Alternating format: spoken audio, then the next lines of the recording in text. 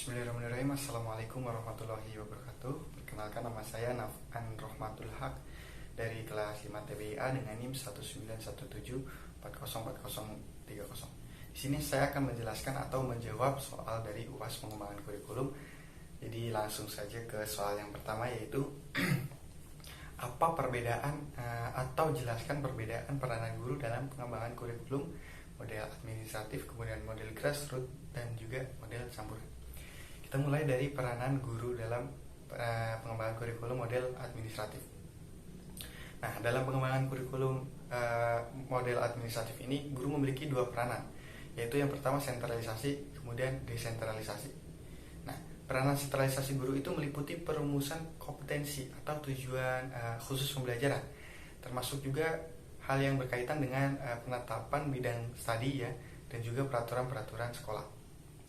Kemudian guru juga membuat atau melakukan perencanaan kegiatan belajar mengajar, dan guru juga berperan dalam hal evaluasi dalam kegiatan belajar mengajar yang dijalankannya itu.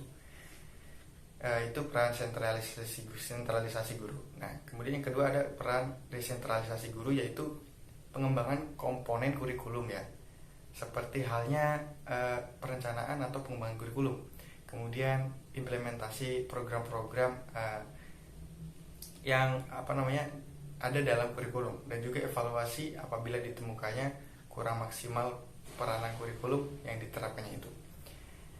Itu adalah kurikulum model administratif. Kemudian yang kedua yaitu peranan guru dalam pengembangan kurikulum model grassroots.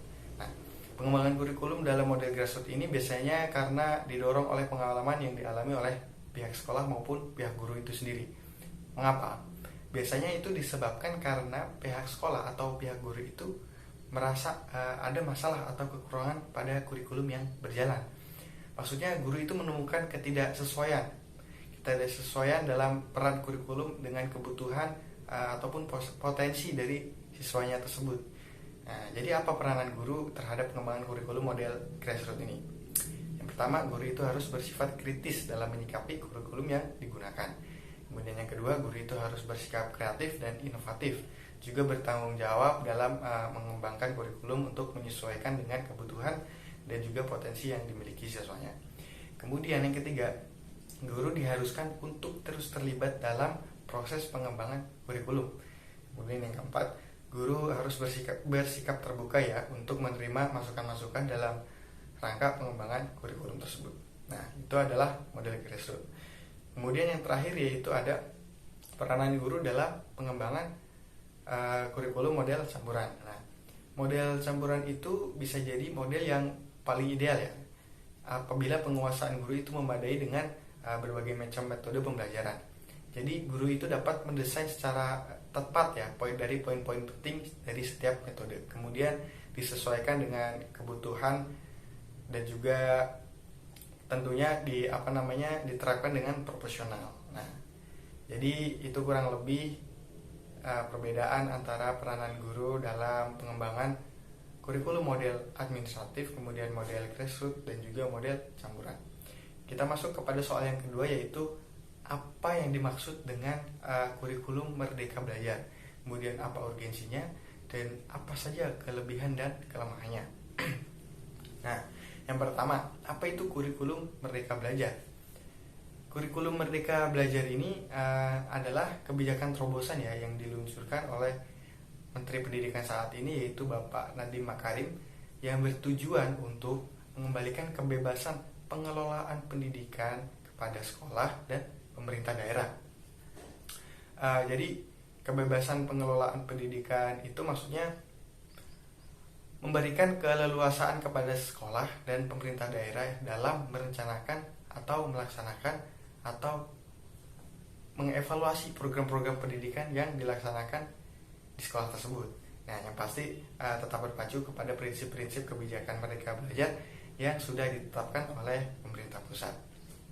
Kemudian apa urgensi dari kurikulum merdeka belajar? Nah, urgensinya yaitu untuk meningkatkan kualitas sumber daya manusia Indonesia ya, yang mempunyai keunggulan dan daya saing dibandingkan dengan negara-negara lain. kualitas sumber daya manusia yang unggul juga berdaya saing itu diwujudkan ya kepada siswa-siswi yang berkarakter mulia tentunya, dan juga yang mempunyai penalaran tinggi terhadap literasi dan juga numerasi. Kemudian apa kelebihan dan kelemahan dari kurikulum Merdeka Belajar ini sendiri? Nah, kita akan membahas dari ruang lingkup kampus ya, yaitu kurikulum Merdeka Belajar atau kampus merdeka. Yang pertama yaitu dunia perkuliahan menjadi lebih fleksibel. Nah, di sini Menteri Pendidikan di Indonesia Bapak Nadiem Makarim mengatakan bahwa tujuan utama dari program Merdeka Belajar adalah untuk melepas belenggu kampus agar lebih mudah bergerak. Maksudnya gimana? Maksudnya agar para mahasiswanya itu bisa belajar lebih dalam, mengetahui peranannya sebagai mahasiswa. Nah, kalau kita berpacu dengan kurikulum yang monoton seperti anak-anak sekolah seperti pada umumnya, anak kuliahan tidak akan memiliki perkembangan yang signifikan. Nah, kemudian yang kedua, kesempatan mahasiswa untuk mendalami studi yang diambil. Dalam proses penerapan Merdeka Belajar ini, mahasiswa itu diajarkan ya untuk lebih mendalami mata kuliah yang diambilnya. Seperti halnya kita melakukan penelitian ataupun research ya, secara mendalam atau secara khusus pada pelajaran yang kita ambil. Nah, ilmu yang sudah didapat, kemudian pengalaman juga didapat. Nah, kedua hal tersebutlah yang bisa membuat para mahasiswa itu lebih maju dan tentunya memiliki pemikiran yang lebih luas.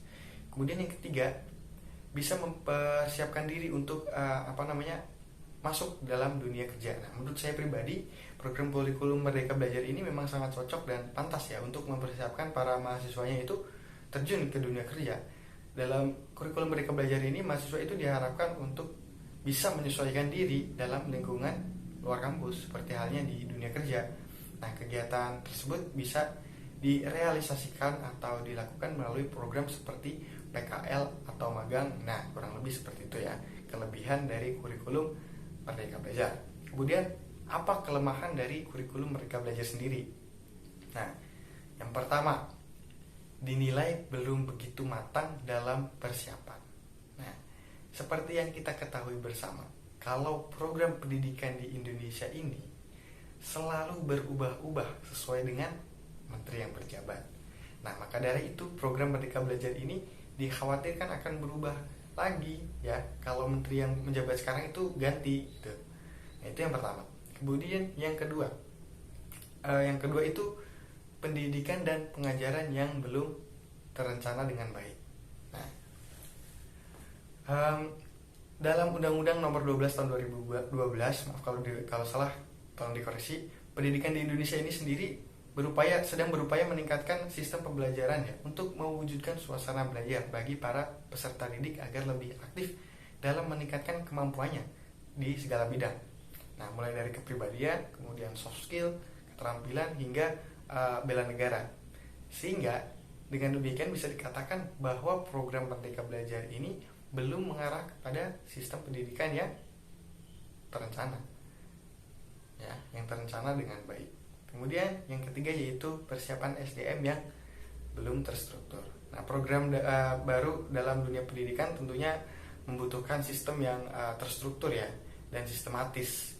Tapi program Merdeka Belajar ini masih sangat baru dan belum cukup kuat untuk menyiapkan SDM sebagai pelaksana dari program ini. Jadi kurang lebih seperti itu kelebihan dan kekurangan dari kurikulum Merdeka Belajar. Kita masuk kepada soal yang ketiga. Nah, soal terakhir ini perintahnya untuk menganalisis mengapa guru memerlukan RPP dalam pembelajaran. Kemudian apa saja sih komponen yang harus ada dalam RPP? Yang pertama, mengapa guru memerlukan RPP dalam pembelajaran? Nah, dengan adanya RPP ini, guru itu jadi memiliki pedoman ya untuk merancang sebuah metode pembelajaran yang disenangi siswanya. Nah, guru ini bisa mendesain metode pembelajaran yang sesuai dengan karakteristik siswa ya, agar siswanya ini dapat belajar dengan menyenangkan. Misalnya, permasalahan yang akan disajikan dalam diskusi kelas. Kemudian metodenya disusun ke dalam bentuk yang siswa sukai. Nah, dengan demikian pembelajaran itu pasti akan lebih menyenangkan. Jadi itu adalah definisinya. Kemudian apa saja komponen utama yang harus ada dalam RPP? Menurut saya pribadi ada 3 komponen utama yang harus ada dalam RPP ya, yaitu kompetensi, standar kompetensi, kemudian materi ajar, dan juga metode pembelajaran. Nah, alasannya kenapa? Yang pertama, standar kompetensi. Standar kompetensi ini penting ya. Penting sebagai target karena standar kompetensi ini berisikan kualifikasi kemampuan ya. Kualifikasi kemampuan minimal dari peserta didik yang menggambarkan penguasaan pengetahuan, sikap, kemudian keterampilannya yang diharapkan dicapai pada setiap kelas. Nah, kemudian yang kedua yaitu ada materi ajar. Nah, ini juga penting menurut saya karena dengan mencantumkan materi ajar pada RPP, kita dapat menyampaikan materi secara urut dan tidak acak. Biasanya materi ajar ini berisikan konsep, prinsip, kemudian prosedur ya yang relevan, yang ditulis dengan rumusan indikator pencapaian kompetensi. Kemudian yang ketiga ada metode pembelajaran. Nah, metode pembelajaran ini juga penting ya karena digunakan oleh guru untuk mewujudkan suasana belajar dan proses pembelajaran agar peserta didik mencapai kompetensi dasar yang telah ditetapkan.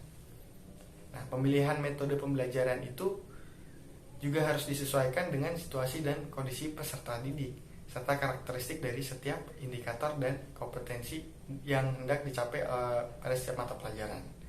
Nah, jadi seperti itu kurang lebih dari jawaban UAS dari pengembangan kurikulum.